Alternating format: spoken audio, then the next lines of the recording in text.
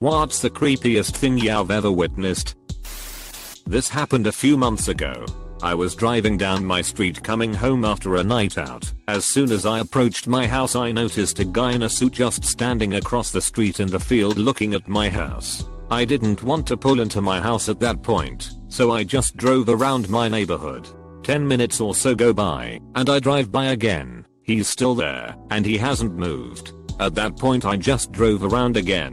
5 more minutes, and he's still just standing there, staring at my house. At that point I just pulled into my driveway to see what he does. Absolutely nothing. He didn't even flinch. Couple hours later he vanished. No idea who TF he was, but it still creeps me out. I work as a dog walker. We had a client who was an extremely rich and well-known coin collector that lived alone with his dog and had a bit of an alcohol problem. Really nice guy, just smelled like booze and was very disheveled every morning when we'd pick his dog up to walk her. One Monday morning I walk into his huge house and it looks like he's asleep on the couch as he normally is, so I called his name to wake him up. I realized he's half on his couch and in a really weird position. He wasn't waking up, so eventually I walk over to him, and his eyes are wide open, blood coming out of his nose and mouth, and his hands are turning black and blue. Threw up on his patio and called 911. They said he'd been dead since Friday. He lived there alone and didn't have friends or family nearby, so I was the one that found him. Really sad, as he was very nice and not very old. But yeah, still have nightmares of that wide open mouth and eyes with blood covering his face. San Francisco at the time. Coming out of the Westfield San Francisco shopping center, Market Street. A woman was walking in front of me with her daughter, perhaps 6 years old, and wearing a tiny pair of pink short shorts with the word sweet printed across their butt and a matching tank top. Standing off to the side leaning against the building were two seedy older men that can only be described as street people with criminal records. They were staring at the little girl and nudging each other, and one began rubbing his crotch in full view as they turned their heads in unison and watched her go around the corner with her mother. That close to pure evil. I'm a paramedic and had just put a car accident victim in a body bag with a decapitation from driving under a truck's red trailer. Coroner gave us the okay to load him up. He was wearing a heavy jacket and sweater, so we just stuck him in the bag and began to load him. After we got underway to the morgue, I heard a noise and the guy was thrashing around in the body bag violently. Oh, I was out of my mind. This guy had 90% of his head missing. We pulled over, and my partner, who didn't see it, goes back and opens the bag while I was about to piss myself. All of a sudden a very small chihuahua jumped out and ran up to my partner. He must have been in the guy's jacket pocket and been knocked out or just quiet until we got underway. Took me the rest of the shift to relax after that. 32 years in EMS, and I've never had anything like that happen to me. A few years ago I was woken up by someone lightly poking me in the forehead at 5 AM. I woke up thinking it was my roommate, but when my eyes started to adapt to the darkness I saw a 2 meters man standing next to my bed. He immediately threw himself to the floor and covered his face. I didn't know what to do, and I couldn't even scream as I was completely shocked. While I was thinking of what to use as a weapon, he got up and starting running out of the apartment, and for some reason I jumped out right behind him. Don't know why I did, tbh, and only then I started screaming for help. He eventually made it out of the apartment and started going down the stairs. I gained some sense and realized I probably shouldn't be following this huge, tall, unknown man and ran back to my apartment. One of my roommates was ready to go follow him, bat in hand and all, but we decided it'd be better to just call the police. We never found out who he was or why he was there, and nothing was stolen or taken. Took me a long time to make it through the night calmly again, and even more to feel comfortable at that apartment, especially by myself. My friend and I were walking back to our dorms from the library, and it was getting dark. We started crossing the crosswalk and noticed a guy across from us pushing a stroller. He looked up and waved at us, but none of us waved back because we thought maybe he was waving at someone else. We start crossing, and then the guy starts crossing too. When we passed the dude with the stroller, he kept looking at me like he wanted to say hi or something, but just kept staring. When we were finally on the other side, my friend said there was nothing in that stroller. We decided to walk a little faster after that. This was probably 13 to 14 years ago. I was working as a delivery driver for an auto parts store, and I'm taking a shortcut through a neighborhood. It's during the winter, which, in my state, gets mid-level snow, but it's extremely cold. Suddenly a toddler in just a diaper bursts out of the front door of the house next to me, covering his ears and screaming at the top of his lungs. He runs about 20 feet and disappears into someone else's backyard. I immediately call the cops and start making laps around the block trying to find him because, again, it's winter and the kid's in a damn diaper. Cops show up and take over, but I'll never forget the look on his face or the sound of him yelling. My wife and I saw a guy jump off of a parking garage. We didn't know he was up there until he hit the ground about 30 feet in front of us. It was horrible. My family and I were driving in a thickly wooded area in the Upper Peninsula of Michigan. Way up there, like Crystal Falls/Iron Mountain area, where most of the homes were owned by wealthy, older people who rent out cabins to vacation goers. We had to drive through a long dirt road to get to the main road, and it led only to privately owned property on the other end. It was about 5 AM. We saw a figure in a dark cloak, carrying an old-fashioned lantern.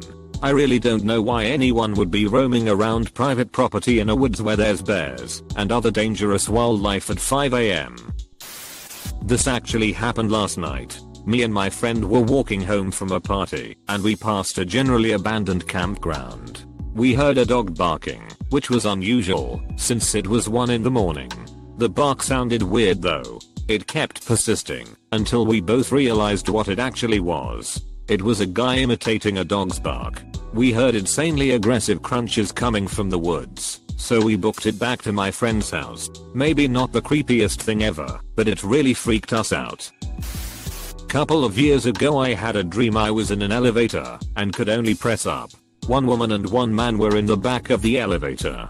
As we ascended, the elevator began shuddering and rattling. It paused, then I heard something snap.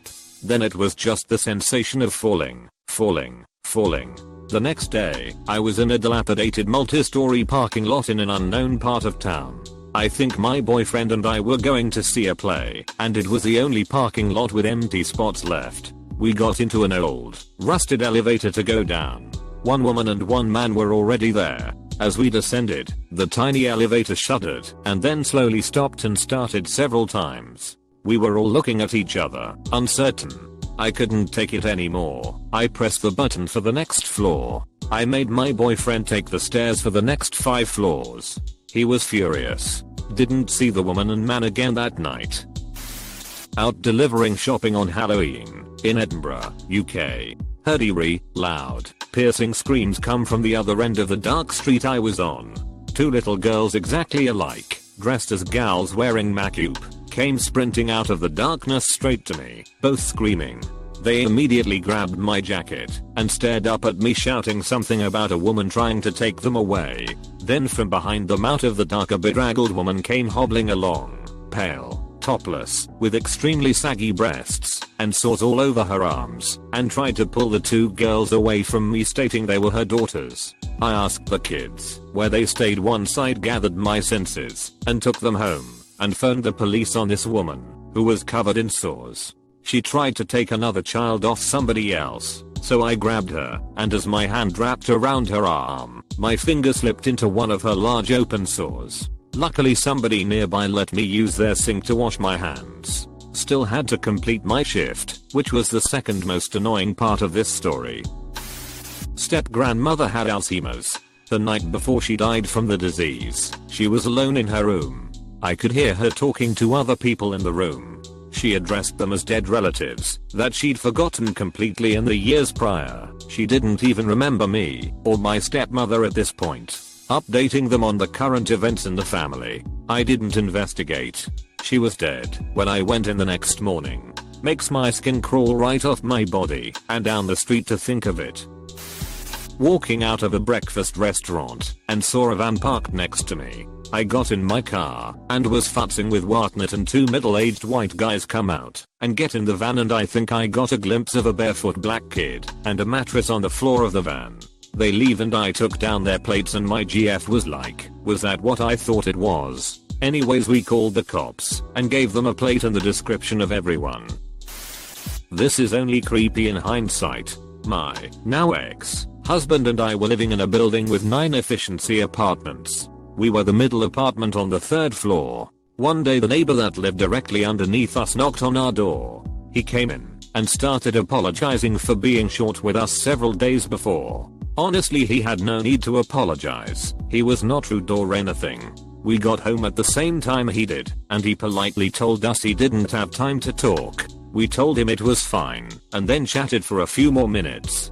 He told us how we were really nice neighbors, and we joked about the time our cat got out and wandered into his apartment, probably thinking it was our apartment. Before he left he said, "Hey listen, I'm going to be working on a project, so if you hear banging and loud noises, don't get alarmed. When I'm finished with that, I'm going on vacation, so you won't see me for a while." We told him that was fine and didn't think much of it. About a week later he was found dead in his apartment. The project he was working on was a scaffold to hang himself. Before he hung himself he paid his rent in advance, left his door unlocked, and turned his heat up to 90 degrees. He had an ex-wife that he was feuding with, so we think that he wanted her to be the only one who would come looking for him and find him as a disgusting, decomposed mess. Unfortunately, he didn't account for the smell. We started smelling something putrid early one morning, so I called the rental office and had them investigate.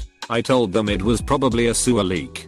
The poor maintenance man walked in on the mess. So basically the dude came up to say goodbye to us and to make sure we weren't on bad terms with him before he died. I wish we would have seen a warning sign or something, so that maybe we could have gotten him some help, but we weren't close with him, and there was really no way for us to have known. When I was barely 19 I got a second job as a bartender in a dive bar. Everyone including my boss knew I was underage, but I was still encouraged to drink. One night, being too young and drunk to know better, I accepted a ride home from a coworker. I was giving him directions to my house, turn left here, straight at the light, etc. But he started ignoring me and turning right when I said left, then left when I said go straight, and I got scared. Luckily I carried a knife with me at the time. He insisted that he was taking me somewhere nice. I pulled out my knife and held it to his throat until he stopped the car. I got out and ran home. Quit that place right after. Edit, yeah, I'm a girl, but this could have happened to anyone. In hindsight dude was creepy way before then, but I was super oblivious / naive and drunk on top of it all. Years later when Tarantino's Death Proof came out, and Kurt Russell's character turns left instead of right, it brought it all back. I don't carry anything anymore, but I definitely hold my keys in my fist if I ever feel in danger, just in case. Carriage driving, not shift. Got a complaint around 3 AM about screaming and banging. Cool. Someone with Alzheimer's is sundowning. Let me redirect them. I get on the elevator to the 4th floor. As I approach the floor I hear this wailing and shrieking, like a banshee or a witch. And she is just slamming her walker on everything. I get out. Immediately confronted her. Gently suggested let's go back to your room. Have some water. Maybe use the toilet. She is still howling up a storm. Like just uncontrollable shrill screaming. Halfway down the hall she immediately goes silent. She slowly picks up her hand and points a bony trembling finger in my direction. He is right behind you. Immediately go into fuck this mode. I get the creepy crawlers all up and down my spine. I pick up the pace. Take her back to her room. Get her into bed. Immediately nope out. Fucking done. A homeless guy was under my porch and my mom discovered him humming at 2 AM creepy. I once worked as a server in a strip club. One member would pay me $20+ to make an origami frog then step on it. I thought at first it was just weird, but then I learned about the crush fetish. I don't find it that creepy, but my friend at the time had a meltdown over it. It was Halloween night. I was in 4th grade I think. There was a cat that came up to me in the neighborhood we always trick or treated in. I have a huge soft spot for cats, so I pet it for a minute or two then continue on my way. The cat starts following me. Then more cats start appearing and following me. This herd of cats followed us for multiple blocks, standing a few feet back, making no noise. They don't stop following me, so my friend started freaking out, called me a witch on the verge of tears, then made me call my mom to pick us up. The cats left when my mom drove up,